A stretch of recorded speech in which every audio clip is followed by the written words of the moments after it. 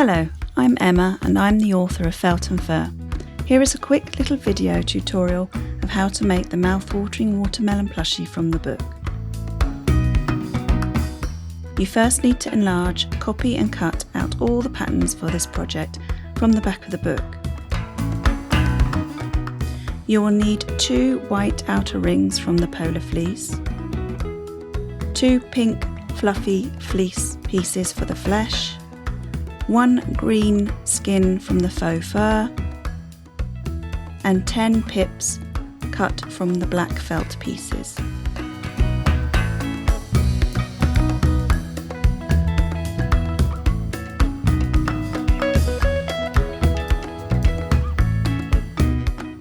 When cutting the firm fleece, be aware that you will create quite a bit of fluff, so it's advisable to give your workspace a vacuum. Next, take one of the pink flesh pieces of fabric and place 5 of the felt pips on the fluffiest side so they are spaced out evenly and away from the edges. Pin each one in place to secure, then repeat the same process with the remaining pips on the other piece of fabric flesh.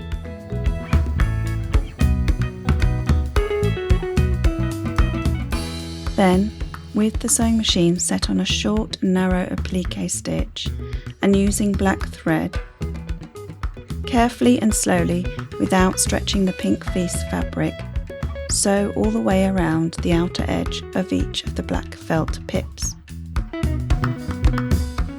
Neaten off any stray threads by sewing them through the reverse with a sewing needle.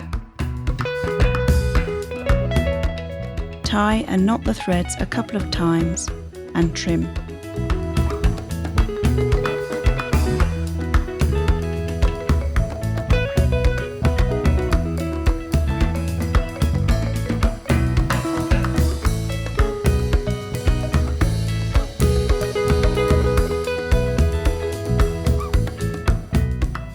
Now, take one of the white outer ring pieces of fabric and lay it down flat on the table. Take one of the pink flesh pieces and position it on top so that it sits in the centre with the straight edges aligned. Then, using plenty of pins, secure the 2 layers together. Repeat the same step for the other 2 pieces of fabric. Using the sewing machine and the same applique stitch as before, but using white thread, sew around the outer curved edge of the flesh and change the setting to a running stitch to sew along the bottom straight edge. Now take the 2 pieces and place them right sides together and pin along the straight edge.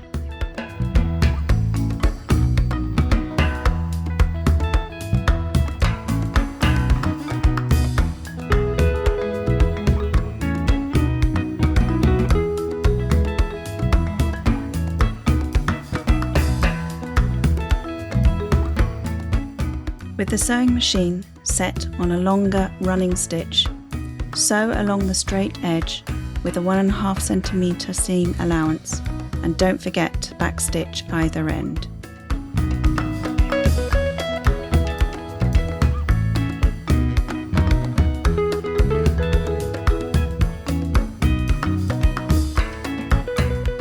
Once that's done, open the piece to check that it is even and you're ready for the next step.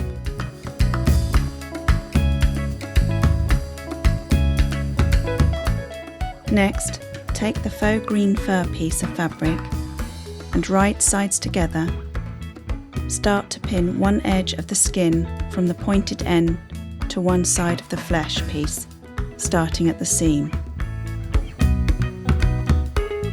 Make sure you use plenty of pins.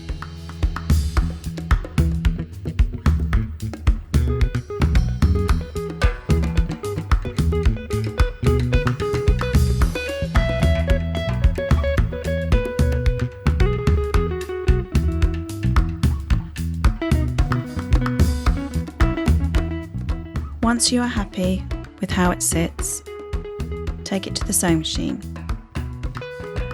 With the machine set on the longer stitch setting and using green thread, sew a running stitch along the pinned edge with a 1.5 allowance, and remember to backstitch either end.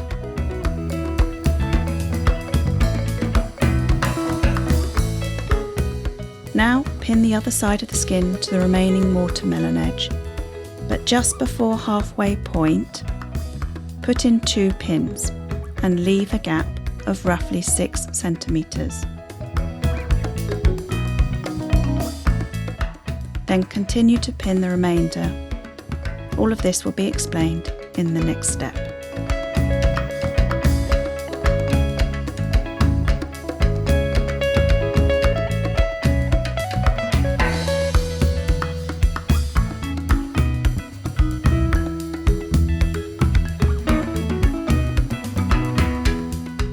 Using the same stitch setting as before, sew a running stitch with a 1.5 centimeter seam allowance up until you reach the 2 pins. Stop and backstitch.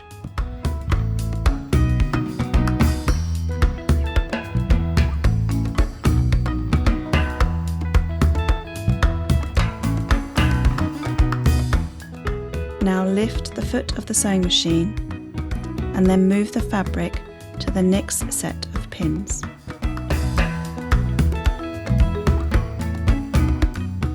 Start sewing a few centimeters, then backstitch to the last set of pins.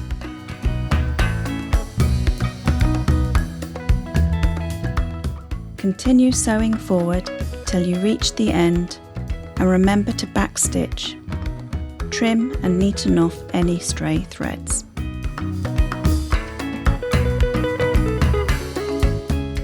Next, snip the thread between the gap spacing on either side of the watermelon and trim off the excess fabric at the pointed tips. Then turn the watermelon the right way out through the gap, paying particular attention to the corners and seams. Now fill the watermelon with plenty of toy filling, starting off at either corner. Give it a plump every now and then to check the shape. This may take a bit of time to get right, but continue to fill with more stuffing till the watermelon is nice and plump.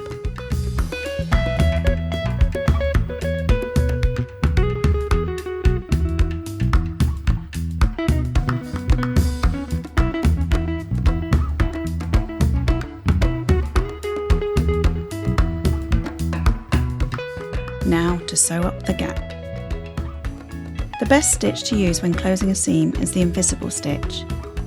In the book I go into more detail, but here's the basics. First you hand sew a small stitch on the fold of the seam close to the start, then a stitch on the opposite folded edge. Then go back and forth either side, creating a ladder effect. Pull on the thread every now and then to gently close the gap.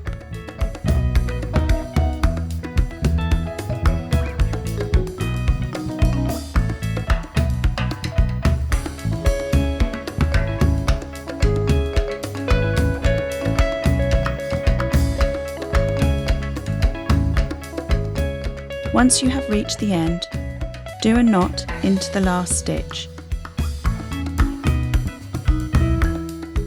Then sew back into the fold, pulling the thread through and trimming off the stray thread so that it is hidden.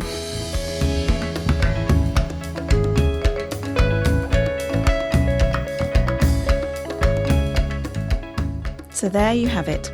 A juicy slice of cuddly fun ready to be hugged. Thanks for watching. I hope it was helpful, and do check out all the other fun projects in my book Felt and Fur, published by GMC Publications.